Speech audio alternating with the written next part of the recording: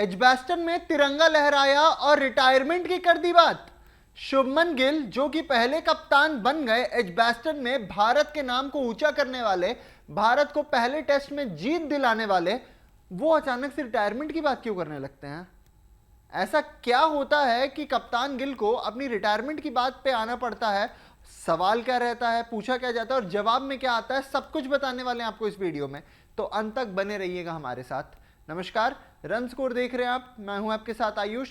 और कप्तान शुभमन गिल ने वो कर दिखाया है जो अभी तक बड़े से बड़े क्रिकेटर, बड़े से बड़े कैप्टन नहीं कर पाए हैं।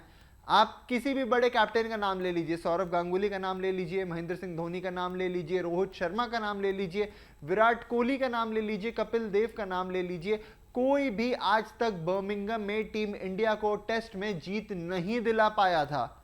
आज से पहले बर्मिंघम में जो इंडिया का ट्रैक रिकॉर्ड था वो 8 मैचेस में 7 हार थी, 1 ड्रॉ। वो भी जो 1 ड्रॉ था वो 1986 में कपिल देव के अंडर आया था। ऐसे में बर्मिंघम पहले से ही बहुत ज़्यादा चैलेंजिंग सिचुएशन रहने वाला था, बहुत ही ज़्यादा प्रेशर में थी टीम इंडिया, क्योंकि लीड्स का जीता जीताया मैच हार गई। और फिर कप्तान गिल ने अपने हाथ में, अपने कंधों पे सारी जिम्मेदारी ली कि यहां से अगर कोई जीतेगा इस मैच को तो वो इंडिया है, यहां से कोई इतिहास बदलेगा, इतिहास बनाएगा तो वो इंडिया है। ऐसे में क्या होता है, जब गिल बैटिंग करने के लिए आते हैं तो वो गिल, सुनील गावस्कर और विराट कोहली, इन दोनों का एक कॉम्बिनेशन नजर आते हैं। सुनील गावस्कर जैसी टेम्परामेंट, जिस तरीके से वो खेलते थे, बड़े स्कोर लगाते थे, 200 प्लस जाते थे जनरली, और विराट कोहली जैसा एग्रेशन, दोनों चीज बिल्कुल बखूबी उसी तरीके से देखने को मिलता है। और वहां पे शुभमन गिल कुछ ऐसा कारनामा कर दिखाते हैं कि इतिहास बना देते हैं। पहली पारी में 269, दूसरी पारी में बल्लेबाजी करने आते हैं 161। लग रहा था कि गिल को अगर एक और लाइफलाइन मिल जाती, अगर एक और इनिंग्स मिल जाती ना, तो शायद वो अगली इनिंग्स में फिर आके फिर 200 ठोक देते हैं। ऐसे में शुभमन गिल जब इतने अच्छे फॉर्म में थे, टीम इंडिया को जीत दिलाई, कप्तानी इतनी अच्छी की, उसके बाद रिटायरमेंट की बात कहां से आ गई? चारों तरफ सोशल मीडिया पे लोग ये बात कर रहे हैं कि गिल रिटायरमेंट, ये दोनों कनेक्ट नहीं हो पा रहे क्योंकि अभी अभी तो कप्तानी मिली है, उम्र ही कितनी है। तो सब कुछ बताते हैं आपको कि क्या है पूरी बात। देखिए, कप्तान शुभमन गिल जब जीतते हैं, एजबैस्टन का किला फतेह करते हैं, तो उसके बाद से प्रेस कॉन्फ्रेंस के लिए जाते हैं। इंटरव्यूअर इनसे पूछते हैं कि सर, इस जीत को आप कहां रैंक करेंगे?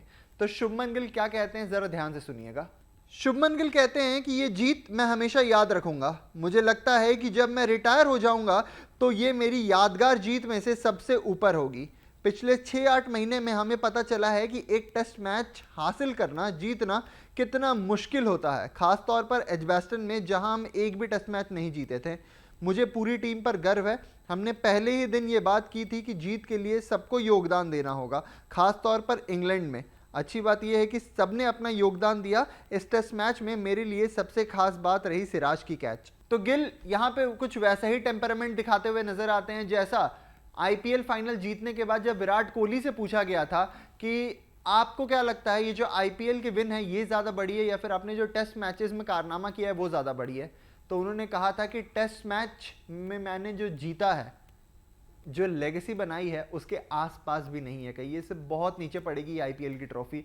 उसी चीज को यहाँ पे गिल भी कहते हुए नजर आते हैं कि आज से 15 साल बाद, 20 साल बाद, जब भी मैं रिटायर हो जाऊंगा, जब भी मेरी रिटायरमेंट करीब आ जाएगी, मैं अपने रिटायरमेंट के बाद वाली लाइफ जी रहा रहूंगा, तो मेरे स्मृति में, मेरी यादों में ये जो जीत रहेगी ये सबसे ऊपर रहेगी, टॉप नॉच रहेगी। और क्यों ना केवल एज अ कैप्टन ये पहली जीत है शुभमन गिल की, बल्कि उन्होंने एक ऐसे टेस्ट मैच को जीता है, एक ऐसे ग्राउंड पे जीता है जहां पे उन्होंने खुद कबूल किया है कि भारत ने इससे पहले अच्छी परफॉर्मेंस नहीं दी थी, आज तक हम एक भी टेस्ट मैच नहीं जीत पाए थे। और ऐसे में जब कप्तान गिल के सर ये सहरा सजता है कि उन्होंने बर्मिंघम के इतिहास को बदला है, उस कर्स को ब्रेक किया है, तो ये सबसे ज्यादा यादगार तो होनी ही थी। और कुछ इसीलिए गिल भी इस चीज को स्पष्ट तौर पे कहते नजर आते हैं कि ये मेरे लिए टॉप ऑफ द नॉच रहने वाली है, ये नंबर 1 पे रहने वाली है। इसलिए की थी गिल ने रिटायरमेंट की बात, और इसलिए उन्होंने कहा था कि रिटायरमेंट के बाद मैं इस जीत को हमेशा अपनी यादों में संजो के रखूंगा। ये थी पूरी तमाम जानकारी कि आखिर गिल ने रिटायरमेंट को लेकर क्या कहा, अपनी जस्ट पहली जीत के बाद ही रिटायरमेंट का अनाउंसमेंट कर दिया, क्या नहीं किया, अचानक से रिटायरमेंट की बात कहाँ से आ गई, तमाम बातें चल रही थी सोशल मीडिया पे, पर इन सब की पुष्टि यहाँ पे हो जाती है जहाँ पे गिल ने ये कह दिया कि आज से कई साल बाद जब मैं रिटायर हो जाऊंगा तब मैं याद रखूंगा। ऐसे में आपका क्या कुछ कहना है टीम इंडिया की इस जीत पे, कमेंट सेक्शन में बताना बिल्कुल भी मत भूलिएगा।